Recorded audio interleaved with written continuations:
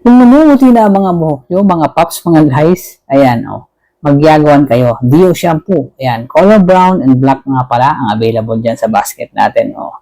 Yaguan, Dio shampoo, ayan, oh, mauban na ako, naglabasan na naman ng mga uban natin, kaya kailangan ulit natin lagyan ng Yaguan. Ganyan lang yan guys, oh, lagyan nyo lang sa kamay, tapos i-apply natin, ayan, oh, bago maligo ha, oh, ibabad lang natin yan ng mga 30 minutes, yan sa ating buhok bago tayo maligo mga guys, yan, ganyan lang oh. Okay, damihan lang natin ang apply sa part na marami tayong uban mga guys, ayan oh. Okay, ganyan lang ang pag-apply mga guys, oh, di ba? Okay mga guys, ayan, iwan natin ng 30 minutes.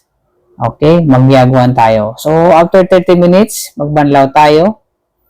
Eto na oh, nagbanlaw ako. Pero hindi na ako nag-shampoo muna ngayong araw guys eh. So bukas na lang. Ayan, para talagang dumikit siya at hindi matanggal. Okay, di ba? O, nawala ang uban, di ba?